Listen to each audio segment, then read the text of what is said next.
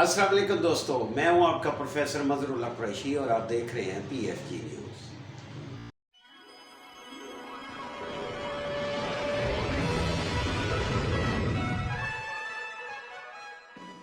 دنیا میں کسی ملک کی ترقی کا اندازہ اس بات سے لگایا جاتا ہے کہ اس کے ملک کے حالات کیا ہیں اور اس کا انفراسٹرکچر کیسا ہے۔ آپ جس ملک میں بھی وزٹ کرتے ہیں وہاں کی روڈز، پول، بلڈنگیں اور جسے ہم انفراسٹرکچر کہتے ہیں، اگر وہ خوبصورت اور بہتر اور آرام دہ ہے تو اس ملک کی خوشحالی کا اندازہ لگایا جا سکتا ہے۔ وہاں کے لوگوں کا رہن سہن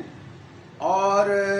ان کی قوت خرید سے اندازے سے پتہ چلتا ہے کہ وہاں کی اکنامکس بھی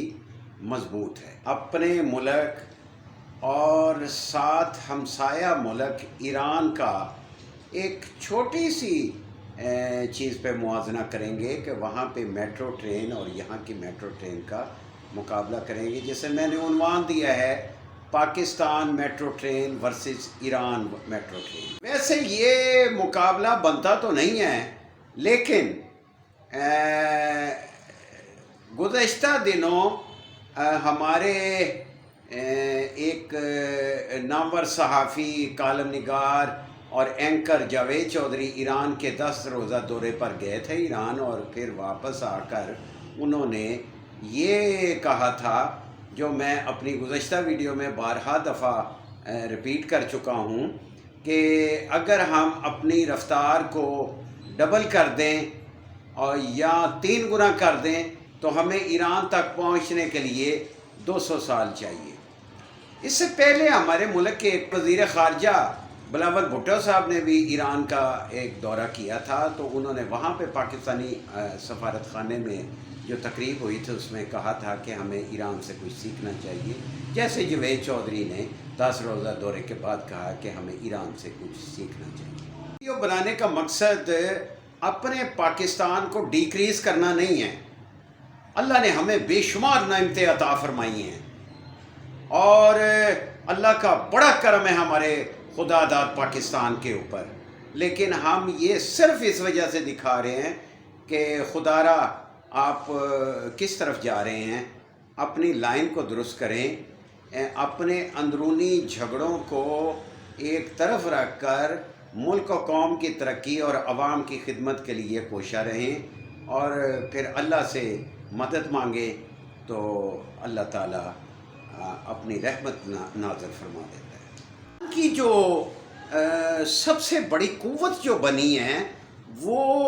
اس کی عوام کی خوشحالی اور وہاں کی آنیسٹ گورنمنٹ ہے۔ عوام سے ٹیکس وصول کرنے کے پر پوری ذمہ داری اور ایمانداری کے ساتھ عوام پر ہی خرچ کرتی ہے۔ تو honesty is the best policy, یہ حکومتی سطح پر اور پبلک کی عوامی سطح پر بھی اس کو دونوں کو معیار کو برابر رکھنا پڑتا ہے، پھر جا کے آپ دنیا کے ساتھ فائٹ کر سکتے ہیں اور اپنے ملک میں خوشحالی پیدا کر سکتے ہیں۔ ایران کو دیکھا جائے نا تو یہ اس کے چاروں اطراف تمام مسلم ممالک موجود ہیں۔ ایران رقبے کے لحاظ سے پاکستان سے بہت بڑا ہے۔ 79 میں جب انقلاب آیا تو اس کے بعد امریکہ خان بہادر ایران کے ساتھ ناراض ہو گیا تھا، کیونکہ وہ شاہ ایران محمد رضا شاہ پہلوی کا حامی تھا، تو اس وجہ سے ایران کی جو اسلامی حکومت قائم ہوئی اس کے ساتھ ان کی ناراضگی بڑھتی گئی، اور پھر اس کے اوپر سینکشن معاشی طور پہ، اخلاقی طور پر اور کئی سینکشنز امریکہ نے لگا دیے، جس سے ایران کو کافی دھچکا لگا۔ اس کا امپورٹ اور ایکسپورٹ بند ہو گیا۔ جب اس کا ایکسپورٹ بند ہو گیا، کیونکہ یہ آئل اور گیس کو ایکسپورٹ کرتے تھے، تو وہ جب ایکسپورٹ کم ہوا تو ڈالر کی کمی ہو گئی، اور ڈالر کی کمی ہونے کے بعد ان کا ملک کے اندر کافی تبدیلیاں آنی شروع ہو گئی۔ پھر ایران نے اپنی اکنامکس کو ذمہ داری کے ساتھ اس کو بڑے احسن طریقے سے اس کو چلایا، اور بغیر کسی کی مدد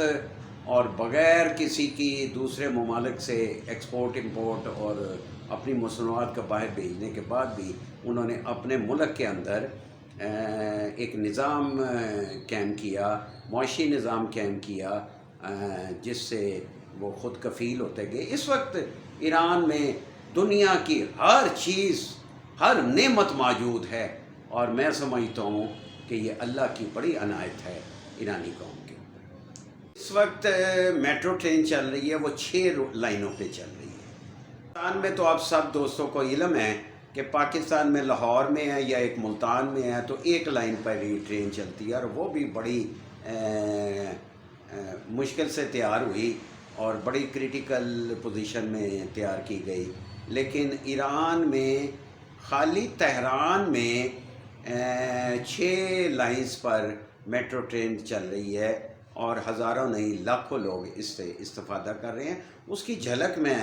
ساتھ آپ کے یہاں پہ دے رہا ہوں، تو یہ دیکھیں تو لوگوں کو فائدہ ہے۔ جو دوست احباب کہتے ہیں کہ ٹرین اور میٹرو بسیں اور یہ پل بنانے سے یہ مخالفت کے باتیں ہوتی ہیں نا، تو ایک دوسرے کی ٹانگ مت کھینچیں۔ انفراسٹرکچر جو ہے وہ آپ کے ملک کو اوپر لے کے جاتا ہے، پھر اکنامکس، پھر ہیلتھ، پھر ایجوکیشن، یعنی سارے شعبوں میں کام کرنا پڑتا ہے۔ لیکن اگر اس کا انفراسٹرکچر بھی بنا دیا جائے اور اس پہ بھی آپ توجہ دیں، ہماری حکومت توجہ دے اور ایمانداری کے ساتھ کرے، تو کافی چیزیں ہیں